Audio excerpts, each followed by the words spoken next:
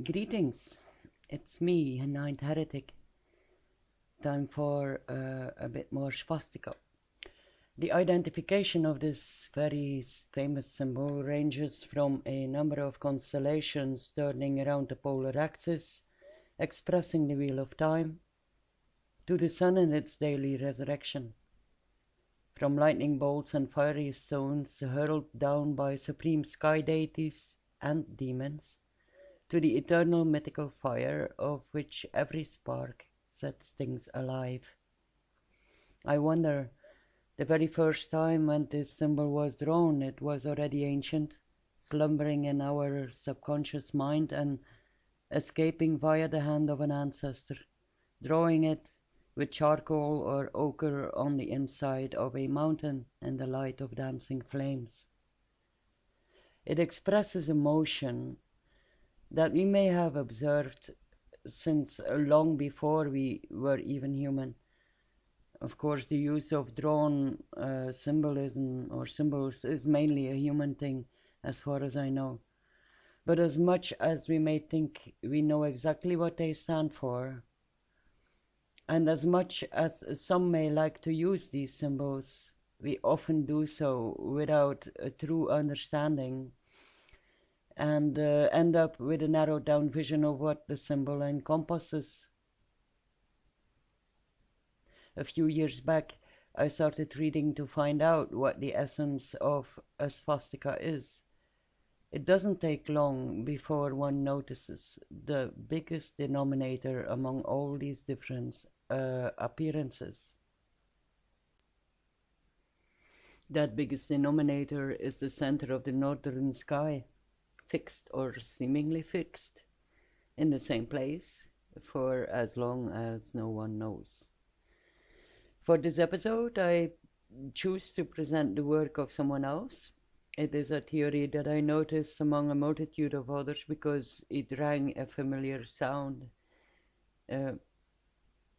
Even though there is a lack of hard evidence which leaves this hypothesis still debatable, there is, in my opinion, enough circumstantial evidence to accept it as certainly reasonable theory.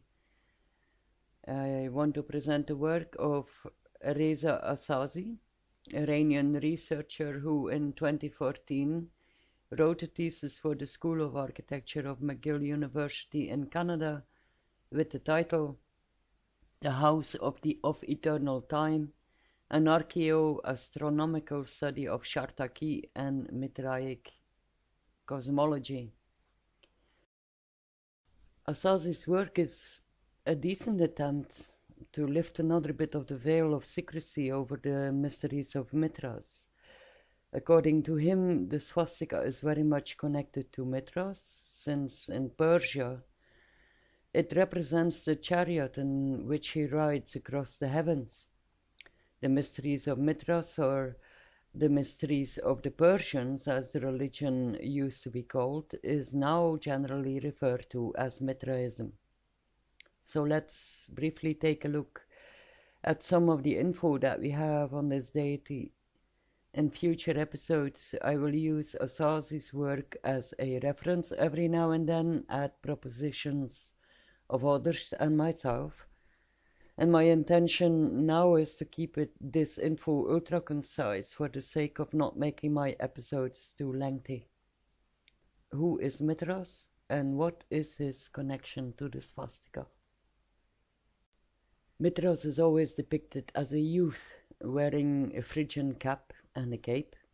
He is considered a solar deity born from a rock on 24th of December, and we often find his image surrounded by the zodiac.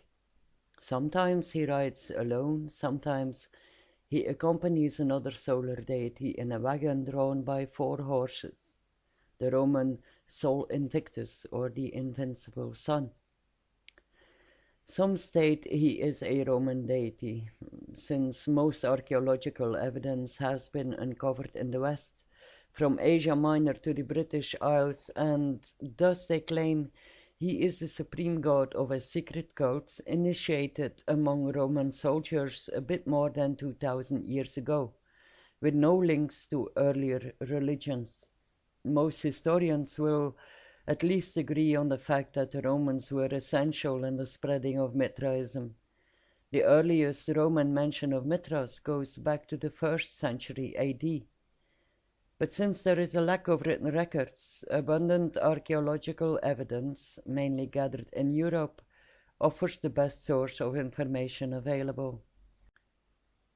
Reality is that the Roman pantheon is exemplary for its syncretisms. They worshipped all kinds of foreign deities and redressed them into their own fashion, so to say.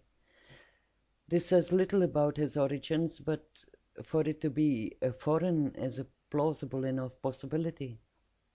Some say his origins should be found in ancient pre-Vedic northern India, as several verses of the Rig Veda are dedicated to Mithra.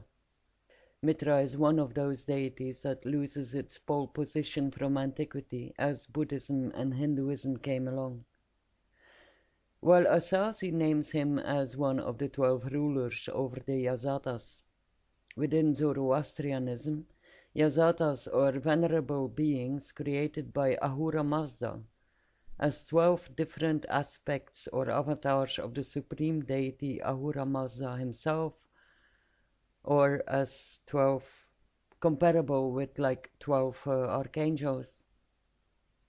Mithra's name appears in the Mir Yasht several times. That is a part of the Zoroastrian scripture, more specifically, that part regarding pre-Zoroastrian times. He emerges as the genius of light out of the bedrock in the east. In his quadriga, a chariot pulled by 4 divine horses, he is always watchful, looking down on the ways of men. He is not the sun nor the moon. He is a spirit of light. Even during the night he watches with thousands of eyes, according to Assasi. Mithra was the god of pastures, a warrior too, who fights the forces of evil together with obedience and justice. With the expansion of the Persian Empire, the worship of Mithra spreads towards the west, and especially in Asia Minor, a separate religion around this figure developed, with traces of Semitic star worship and Babylonian astrology." End quote. So Mithra is the mediator between good and evil, god of cosmic order, of treaties and vast pasture. I also read other propositions. Some sources see him as a hunter god, armed with bow and arrows. I think Iranica Online mentions that, not sure. It is not a track that I followed up so far. One of the few links to Central Asia, which is always mentioned, is another important written source which was found at the Hittite capital of Bogashkui, dated some 1200 years ago. There, Mithra is called upon to be judge and covenant over the peace treaty between Hittite king Suppiluliuma and the Mitanni king Mativasa. We know from earlier episodes that the Hittites used the swastika symbol, among other Central Asian cultures. So there's an ongoing debate whether or not Mithraism can and should be regarded as a newly formed religion without any links to preceding religious practice. This debate only started about 50 years ago. Until then, Belgian early 20th century archaeologist Frans Cumont seems to be the only Westerner with a theory, and it has remained largely unchallenged until the 70s. He claimed Mithra's origin must be found in ancient Iran, but that Mithraism went through different stages of evolution, each adding another syncretization. Is that even a word? Anyway, its earliest sources, so says Frans Cumont, should be regarded as a mix of Zoroastrian tradition and Babylonian astrology and magic, and it was developed, he says, during the 6th century BC.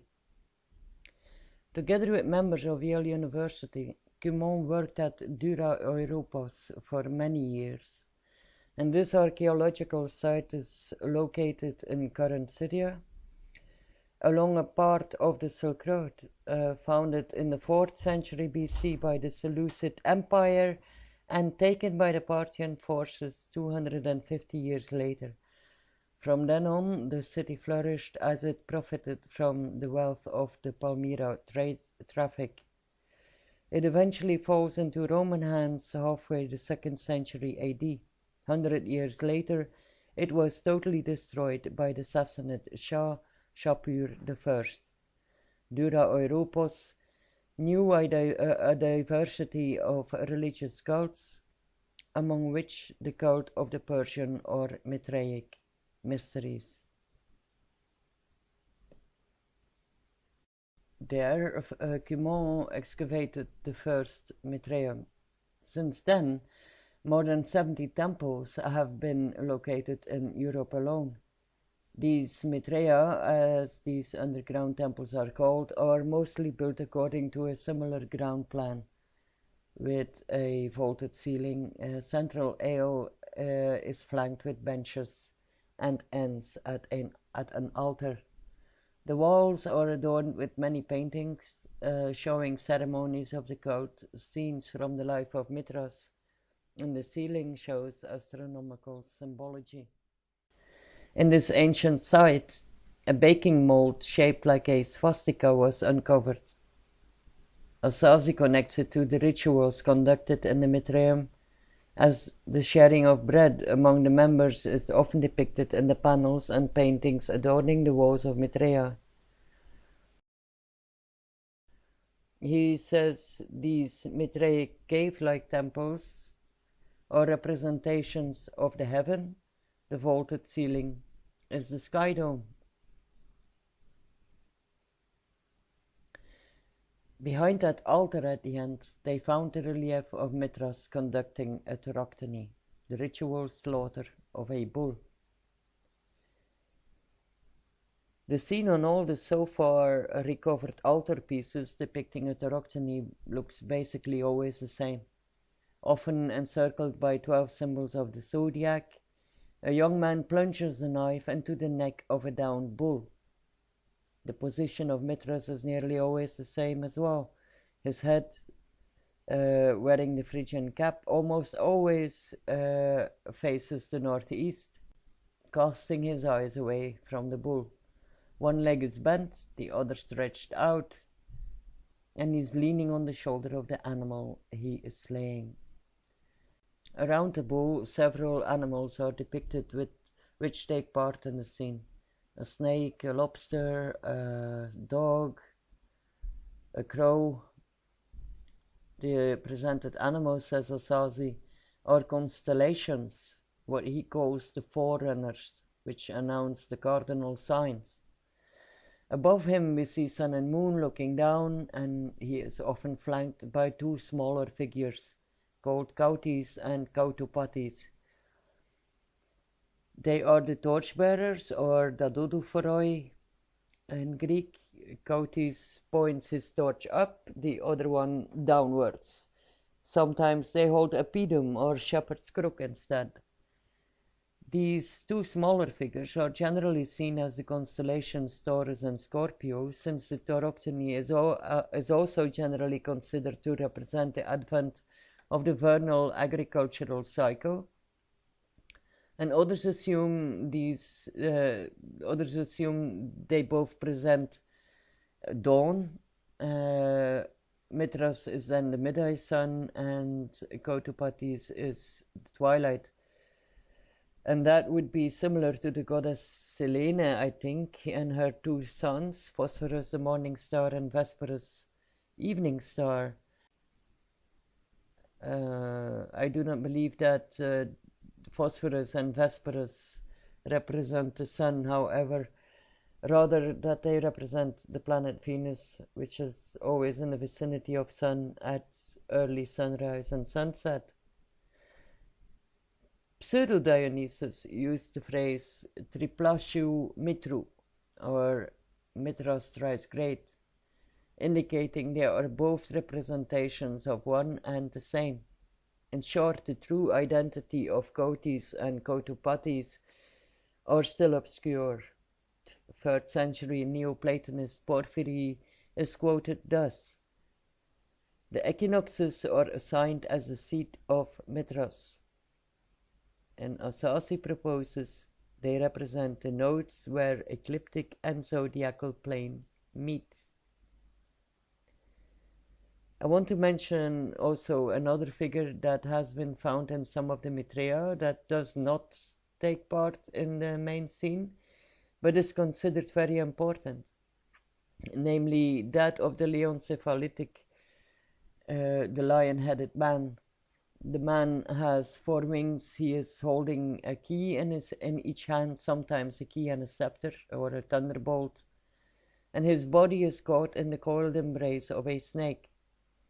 He sometimes appears standing on top of a cosmic sphere. Cumont proposes that this figure is the ancient Iranian Zurvan, similar to the Greek Aeon or Greco-Phoenician Kronos. Others have added a possible Egyptian origin, or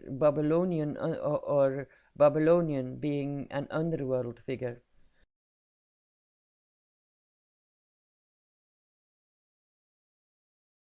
And to Assasi, these propositions do not take the astronomical symbolism in account.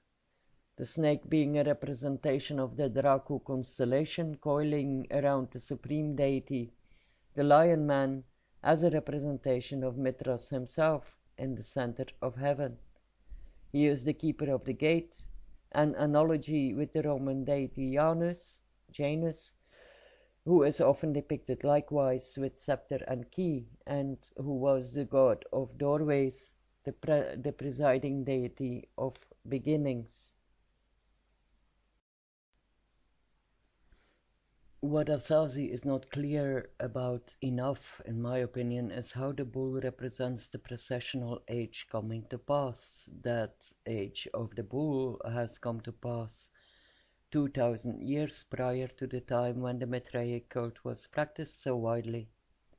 Other researchers point out that it is a rather poor argument, since around 2000 years ago the age of Aries was already transcending into the age of Pisces.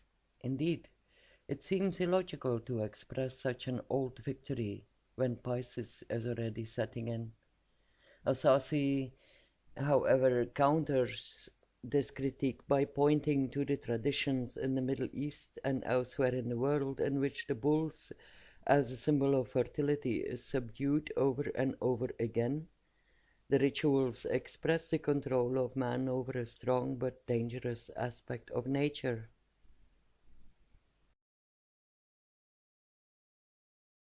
There are almost no swastikas found in Mithraea, apart from this one here on the Chartaqi found in Bulgaria. I don't know exactly where. We see a swastika next to Mithras' head. Now, Assasi classifies that symbol together with all the other symbols usually found in the central relief or in connection to the deity as an astronomical symbol. The swastika represents the quadriga, the wagon pulled by 4 horses by which Mithras rides through the sky. That is how it was regarded in ancient Persia, according to Assasi. He doesn't go into details much about that, sadly, but we will see that later on. But what he does put emphasis on is this. The swastika, he says, is hidden within the image of Mithras himself.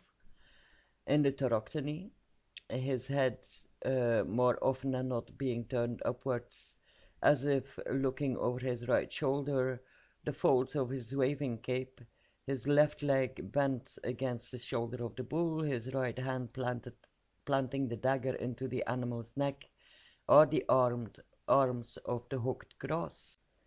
taking the typical architecture of the Mithraea as representations of the sky dome into consideration, Assasi projects the centerpiece of the Tauroctony onto the northern galactic pole, with the figure of Mithras covering the dragon's constellation. This leaves no doubt, he says, that the seat of Mithras and his quadriga is a celestial body in the sky close to the celestial North Pole. If you look out on a clear night sky in the northern hemisphere to the constellation Draco, we can recognize a clockwise swastika. Its center is Zeta Draco, and it consists of 4 wings. Draco Fercat Zeta and Ursa Minor, Eta Draco Theta Draco Edasich, and Draco Gramium Rustaban, and then Omega Draco Phi, Draco Epsilon, and Draco Atlantis, and its 4 stars as companions are Kochab, HIP 78189, Etamin, and Epsilon Draco.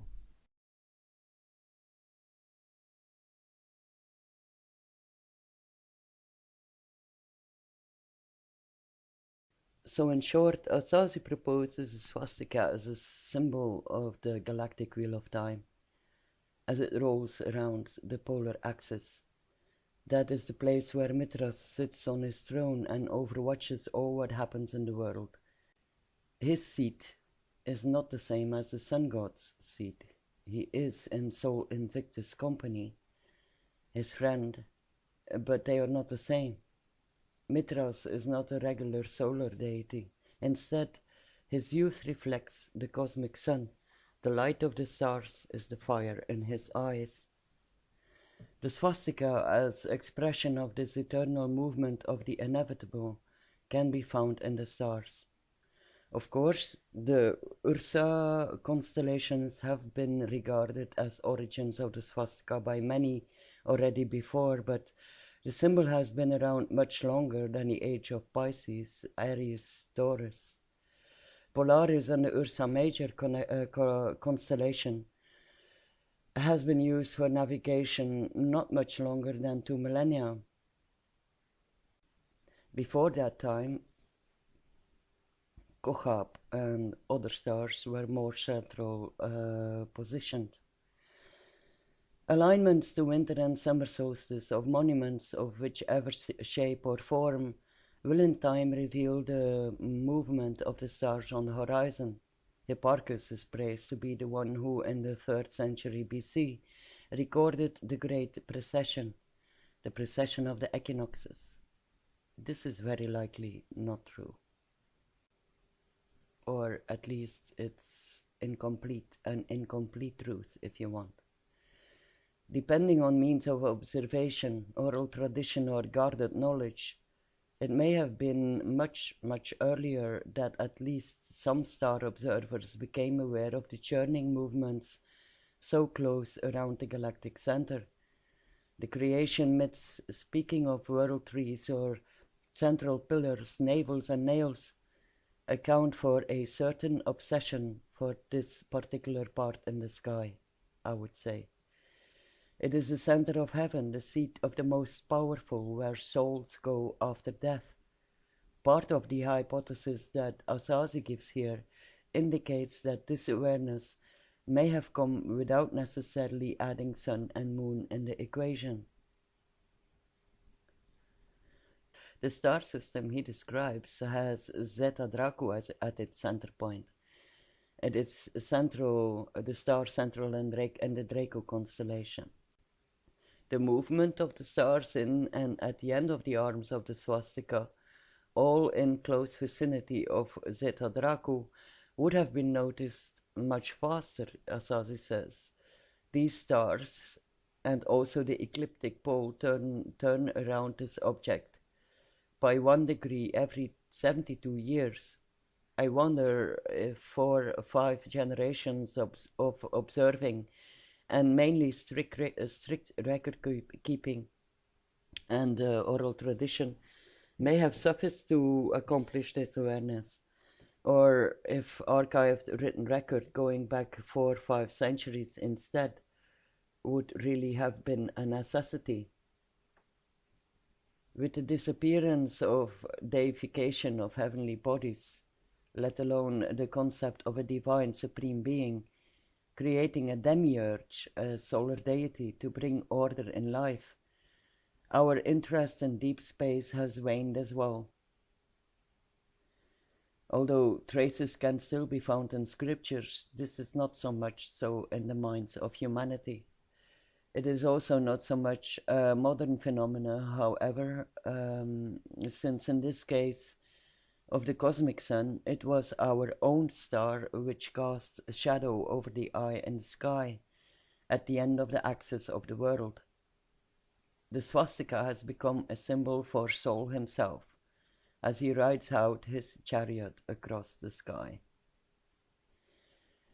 In one of his texts, I read how Assasi understands the loss of our big sky as we evolved from people with their eyes on boundless nature into city dwellers, and I concur with what he conveys. We lost sight of the stars and planets, and what is really left of awareness of the phases of the moon. Along with that, we lost sight of the cycles of our nature. I invite you to go check out his work for yourself from here. I will leave a link to his channel and his releases on Edu. Interesting and worth looking at also is his argumentation on the Chartaqi, the Zoroastrian or even pre-Zoroastrian ancient observatories formed as tetrapylons with a dome and aligned with the cardinal points of about 2000 years ago. He goes into explaining what exactly these structures were used for and relates them to the Mithraic mystery cults spreading throughout the Roman Empire.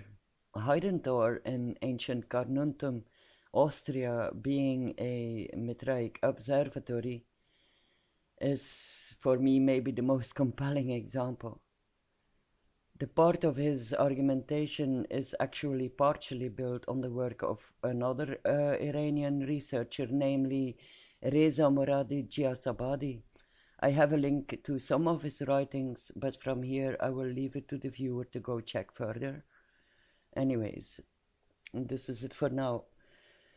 And there is still a lot involving the mysteries of Mithras, or the mysteries of the Persians that I have hardly touched upon yet, which I will in the future, and I will take it from there.